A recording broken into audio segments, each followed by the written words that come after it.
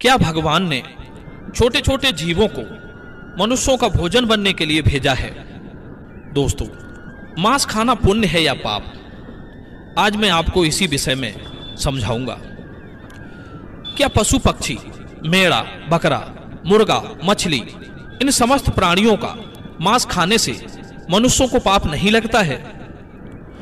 तो आइए आज की इस वीडियो में समझते हैं कि छोटे छोटे जीवों को मारकर खाना कितना सही है और कितना गलत। आजकल ऐसे हजारों लाखों लोग मिल जाएंगे जो मांस खाने को सही मानते हैं। वो कहते हैं कि ईश्वर ने इन सब चीजों को हमें खाने के लिए ही बनाया है, अगर हम खाएंगे नहीं तो इनका होगा क्या? इस दुनिया में कुछ लोग ऐसे भी हैं जो जीव हिंसा करना घोर अपराध समझते हैं। मांस खाना उनके लिए बहुत बड़े पाप की बात है। आज मैं आपको इस विषय में कुछ महत्वपूर्ण बातें समझाऊंगा, जिससे यह स्पष्ट हो जाएगा कि मांस खाना कितना सही है और कितना गलत। दोस्तों, किसी गांव की बात है। उस गांव में एक धनिक व्यक्ति रहता था। वो किसी लंबी तीर्थ यात्रा पर जाना चाहता था। जाने से पहले उसने अपने यहाँ एक दावत रखी। उसमें गांव के लोगों को आमंत्रित किया। सब लोग उसके यहाँ दावत खाने के लिए आए। उसका यह मानना था कि ईश्वर ने मेढ़ा, बकरा, मुर्गा, मछलियां, इन समस्त जीवों को इंसानों को खाने के लिए बनाया है। इसलिए उसने अपने यहाँ दावत में मेढ़ा और मछलियों का मांस पकवाया। उसके यहाँ आए हुए सभी मेहमानों को मेढ़ा और मछलियों का मांस परोसा गया। खाने वालों ने खाया और जो मांस खाना पाप समझते थे उन्होंने नहीं खाया। भोजन कार्यक्रम समाप्त होने के बाद उस धनिक ने सभी मेहमानों को विदाई से पूर्व एक जगह बैठाकर कुछ भाषण देना शुरू किया। कई तरह की बातों पर उसने लोगों को समझाया। उन बातों में एक बात यह भी थी कि परमात्मा कितना कृपालु है। उसने अन्य भोजनों के साथ साथ मनुष्यों को खाने के लिए स्वादिष्ट मछलियां और कई तरह के पशु पक्षियों को जन्म दिया है। उसकी इस बात का अधिकतर लोगों ने समर्थन किया। उसी सभा में एक 10-12 साल का लड़का बैठा हुआ था। उसने उस धनिक की बात को काटकर उससे कहा, श्रीमान जी, आप गलत कह रहे हैं। लड़के को उस धनिक की बात को काटते हुए देखा तो वहां उपस्थित सब लोग आश्चर्यचकित रह गए। धनिक बोला, बेटे, तुम क्या कहना चाहते हो? तब उत्तर में लड़का कहता है, श्रीमान जी, माना कि ये समस्त जीव परमात्मा ने बनाए हैं, परंतु आपको मारकर खाने के लिए नहीं। मछलियां, मेमने, मेढ़ा, बकरा, मुर्गा इत्यादि पृथ्वी पर रहने वाले समस्त जीव जंतु मनुष्यों की तरह ही पैदा होते हैं और मनुष्यों की तरह ही उनकी मृत्यु होती है। मनुष्यों की तरह ही उन्हें पीड़ा होती है। कोई भी प्राणी किसी अन्य प्राणी से श्रेष्ठ और विशेष नहीं है। वो अलग बात है कि आपकी बुद्धि विकसित है और पशुओं की बुद्धि इतनी विकसित नहीं होती। लेकिन आपकी विकसित बुद्धि का यह मानना गलत है कि अधिक शक्तिशाली और बुद्धिमान प्राणी अपने से कम शक्तिशाली और कम बुद्धि वाले जीवों को खा सकता है। यह कहना गलत है कि ईश्वर ने ये मूक प्राणी हमारे भोजन के लिए बनाए हैं। हम अपने स्वाद के लिए, अपनी जीविका के लिए, अपने शरीर के पोषण के लिए किसी को भी जब चाहे मारकर खा सकते हैं। बात सिर्फ यह है कि हम इतने ताकतवर और चतुर हैं कि जब चाहे उन्हें पकड़कर मार सकते हैं। अपनों से कमजोर पर तो दुनिया रौब दिखा लेती है। इसका मतलब यह नहीं कि वे आपसे कमजोर हैं, आपकी पकड़ में आ जाते हैं तो भगवान ने उन्हें आपके खाने के लिए बना दिया है। जरा सोचो, मच्छर और पिस्सू हमारे शरीर का रक्त पीते हैं। उन्हें हमारे शरीर का रक्त बहुत अच्छा लगता है। शेर, चीता और भेड़िया, उनको भी हमारे शरीर का मांस बहुत स्वादिष्ट लगेगा और वे जब चाहें हमें पकड़कर हमारा शिकार भी कर सकते हैं। तो इसका मतलब यह नहीं हुआ कि भगवान ने हमारे लिए शेर, चीता, भेड़ियों के लिए बनाया है। यदि आप ऐसा मानते हैं तो फिर शेर, चीता, भेड़िया से अपनी रक्षा क्यों करते हो? आपका भोजन भगवान ने मेमना, मेढ़ा, बकरा, मुर्गा, मछलियों को बनाया है तो शेर, चीता, भेड़ियों का भोजन आपको जरूर बनाया होगा। दोस्तों, ये उन मनुष्यों की अज्ञानता का नतीजा है जो दया से रहित हो चुके हैं, जो अपने से कमजोर, दुर्बल और मूक प्राणियों को पकड़ लेते हैं और फिर उन्हें अपना भोजन मानते हैं। अगर आपसे शक्तिशाली प्राणी आपको पकड़कर अपना भोजन माने तो आप बचने के लिए क्यों छटपटाते हो? उसे अपना शरीर क्यों नहीं खा लेने देते? शायद है भगवान ने ही आपको उसका भोजन बनाया हो। उस छोटे से लड़के का जवाब सुनकर धनिक का मुंह बंद हो गया। सब लोगों ने ताली बजाकर उस बच्चे के जवाब का समर्थन किया। लड़का बोला, सुनो, मैं तुम्हें भगवान श्री कृष्ण का एक और उपदेश सुनाता हूं।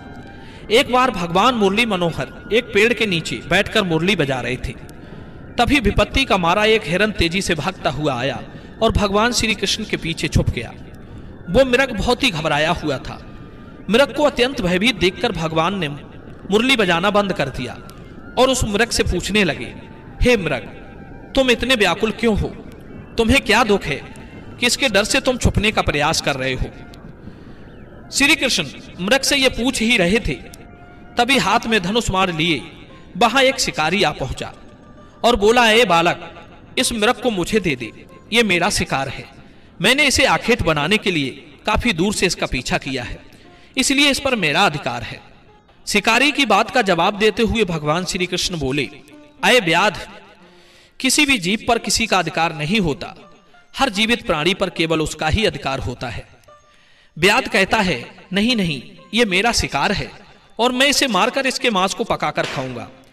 तब श्री कृष्ण कहते हैं, अब ये निर्दयी प्राणी, किसी को मारने का अधिकार तुम्हें किसने दे दिया? यह अधिकार तो उसको भी प्राप्त नहीं होता जिसने उसे जन्म दिया है। किसी भी जीव को मारना पापों की श्रेणी में आता है। क्या तुम धर्म को नहीं मानते? तब शिकारी कहता है, ए मनमोहक बालक, मैं तेरे जितना ज्ञानी तो नहीं हूं, पर इतना जानता हूं कि मांस का भोजन करना पाप नहीं है। जीवों को मारकर मैं उन्हें त्रियक योनि से आजाद करता हूं। फिर आपको क्या आपत्ति है? वैसे भी कोई ना कोई इन्हें मारकर खा ही जाएगा। अगर जीव हत्या पाप है तो राजा लोग इन्हें मारने का शौक क्यों रखते हैं? व्याध की बात सुनकर श्री कृष्ण समझ गए कि इसकी बुद्धि हिंसा करते करते मांस खाते खाते मंद पड़ गई है। इसका विवेक उचित अनुचित का निर्णय करने के काबिल नहीं है। तब भगवान श्री कृष्ण उसे एक कहानी सुनाते हैं कि हे व्याध, इस कहानी को ध्यान से सुनना कि लोग मांस क्यों खाते हैं और इसे खाना पाप है या पुण्य। मगध देश में एक बार भयंकर अकाल पड़ गया था। लोगों की फसलें नष्ट हो चुकी थी, चारों तरफ भूखमरी फैल गई थी। वहां के जो राजा थे उन्हें इस बात की बहुत चिंता हुई कि लोगों की भूख की समस्या का समाधान कैसे निकाला जाए। उन्होंने एक सभा लगाई और अपने सभासदों से पूछा कि लोगों को भोजन देने के लिए सबसे सस्ती वस्तु क्या रहेगी। राजा की बात सुनकर सभी सभासद सोच में पड़ गए कि इसका क्या उत्तर दिया जाए। गेहूं, चावल, आलू उगाने में बड़ी मेहनत लगती है। तब उस सभा में एक मांस खाने वाला व्यक्ति बैठा था। उसने सोचा कि मांस को भोजन में शामिल करने का यह अच्छा मौका है। यदि राजा की अनुमति मिल गई तो हम मनमानी जीवों को मारकर अपना भोजन बना सकेंगे, कोई रोक टोक भी नहीं होगी। उसने राजा को सुझाव दिया कि भूखमरी का संकट दूर करने के लिए मांस से सस्ता कोई विकल्प नहीं है। इसमें धन का भी खर्च नहीं आएगा और श्रम भी अधिक नहीं करना पड़ेगा और हमारा भोजन भी बन जाएगा। सभा में बैठे अन्य लोगों ने इस बात में हाँ में हाँ मिला दी, लेकिन वहां के जो प्रधानमंत्री जी थे उन्हें यह प्रस्ताव पसंद नहीं आया। वे चुपचाप बैठे रहे। राजा ने पूछा, हे प्रधानमंत्री जी, आप चुप कैसे बैठे हो? आपकी क्या राय है इस विषय में? तब मंत्री जी ने कहा, महाराज, मेरे हिसाब से मांस सस्ता विकल्प नहीं है। इस विषय पर मैं अपनी राय आपको कल दूंगा। दोस्तों, रात होने पर प्रधानमंत्री उसी शख्स के घर पहुंच गए जिसने मांस खाने का प्रस्ताव दिया था। अचानक अपने घर मंत्री को आया देख वो घबरा गया। सोचने लगा जरूर कोई अनहोनी हुई है। मंत्री ने कहा, भाई, शाम को ही महाराज की तबीयत बहुत खराब हो गई है। उन्हें किसी गहरी बीमारी ने घेर लिया है। राजवैद्य ने कहा है कि राजा साहब को अगर किसी बहादुर और हष्टपुष्ट इंसान का थोड़ा सा मांस मिल जाए तो वे ठीक हो सकते हैं। आप महाराज के बहुत विश्वास पात्र हैं, इसलिए मैं आपके पास आया हूं। आप राजा को बचाने के लिए जरूर अपने शरीर से थोड़ा मांस निकालकर दे सकते हैं। राजा साहब को भी यही उम्मीद है कि आप इस काम के लिए इनकार नहीं करेंगे। आप इसके बदले में जितना चाहें धन ले लें, पर थोड़ा सा मांस दे दें। लाओ, मैं तलवार से तुम्हारे शरीर से थोड़ा सा मांस निकाले लेता हूं। दोस्तों, मंत्री की यह बात सुनकर वो आदमी सन्न रह गया। उसके चेहरे का रंग उड़ गया। वो भागता हुआ गया और अपने घर में से 1 लाख स्वर्ण मुद्राएं लाकर मंत्री जी को दे दी और बोला, माफ करना, मैं अपने शरीर का मांस नहीं दे सकता। इसके बदले में आप ये पैसे ले जाइए और किसी और को ये पैसे देकर उससे मांस खरीद लीजिए। मित्रों, मंत्री जी बोले, नहीं भाई, राजा ने विशेष रूप से आपका ही मांस लाने को कहा है, क्योंकि आप बहुत तंदुरुस्त हैं। थोड़े से मांस में आपका कुछ नहीं बिगड़ेगा, पर राजा साहब की जान बच जाएगी। इसके लिए मैं तुम्हें राजा से बोलकर मंत्री पद भी दिलवा दूंगा। कृपया आप देरी ना करें, थोड़ा सा मांस निकाल कर दे दे। मित्रों, वो शख्स मंत्री जी के पैरों में गिरकर बोला, मंत्री जी, मुझे माफ कर दो। इसके बदले में आपको अपना सब कुछ देने को तैयार हूं, पर मैं अपना शरीर को काटकर मांस नहीं दे सकता। इतना कहकर वो वहां से भागने लगा। मंत्री जी बोले, आप भाग जाओगे, पर आपका परिवार तो यहीं रह जाएगा। उसने कहा, मंत्री जी, अपने प्राणों से बढ़कर कुछ नहीं है। जब मैं ही नहीं रहूंगा तो परिवार का क्या करूंगा। मंत्री ने कहा, आपको यहां से जाने की जरूरत नहीं है। तुम्हें नहीं देना है तो मत दो, मैं किसी और के पास चला जाता हूं। इतना कहकर मंत्री जी उससे 1,00,000 स्वर्ण मुद्राएं लेकर चले गए। अब उसके जान में जान आई। दोस्तों, इस प्रकार प्रधानमंत्री एक एक करके सभी मंत्रियों के घर गए, सबसे थोड़े से मांस का आग्रह किया, पर सबने अपनी अपनी तिजोरियों से, किसी ने 1,00,000, किसी ने 2,00,000, किसी ने 10,00,000 रुपए तो दे दिए, पर अपने शरीर का मांस नहीं दिया। मंत्री जी उन पैसों को लेकर अपने घर चले आए। वो रकम करोड़ों में इकट्ठी हो चुकी थी। अगले दिन सारे मंत्री सुबह सुबह ही राजा के पास पहुंच गए कि देखें राजा साहब स्वस्थ हैं या नहीं है। उधर प्रधानमंत्री जी भी उन सारे पैसों को लेकर राजा के पास पहुंचे और उन पैसों को राजा के सामने रख दिया। वे पैसे करोड़ों में थे। राजा ने पूछा, मंत्री जी, इतने पैसे किस लिए लाए हो? तब मंत्री जी ने पूरी कहानी सुनाई कि महाराज, मैंने झूठ मूठ का एक नाटक किया था। मैंने उन समस्त मंत्रियों से यह कहा कि राजा साहब की तबीयत बहुत खराब है, यदि उन्हें थोड़ा सा मनुष्य का मांस मिल जाए तो वे ठीक हो सकते हैं। महाराज, सारे मंत्रियों ने मुझे इतने पैसे तो दे दिए, पर आपके उपचार के लिए अपने शरीर से थोड़ा सा मांस नहीं दिया। कल लोग सभा में मांस का भोजन बहुत सस्ता बता रहे थे।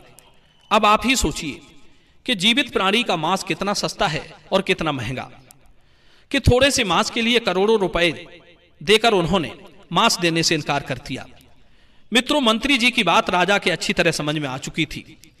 इधर भगवान श्री कृष्ण ने उस शिकारी को समझाया कि देखो, अपना शरीर सबको प्रिय होता है, चाहे वो मनुष्य हो या कोई पशु। सबके मांस की उतनी ही कीमत होती है, सबके प्राण उतने ही मूल्यवान होते हैं जितने कि आपके। इसलिए किसी के शरीर को कष्ट नहीं पहुंचाना चाहिए। मनुष्य के जब अपने प्राणों पर आ बनती है तब तो उसे अपना शरीर बहुत प्रिय लगता है। दूसरे जीवों को मारने में वो एक पल भी नहीं लगाता, क्योंकि वो दर्दनाक पीड़ा उसको होती है, आपको नहीं। जिस दिन आपको होगी उस दिन मांस की कीमत आपको समझ आ जाएगी। दोस्तों, मैं उम्मीद करता हूं कि भगवान लोगों की मानसिकता को बदले, उन्हें इस बात का एहसास कराए कि जीव हिंसा मनुष्य के समान ही अपराध है। छोटे से लेकर बड़े जीवों को जीने का परमात्मा ने पूरा अधिकार दिया है। उनका जीवन व्यर्थ नष्ट ना करें।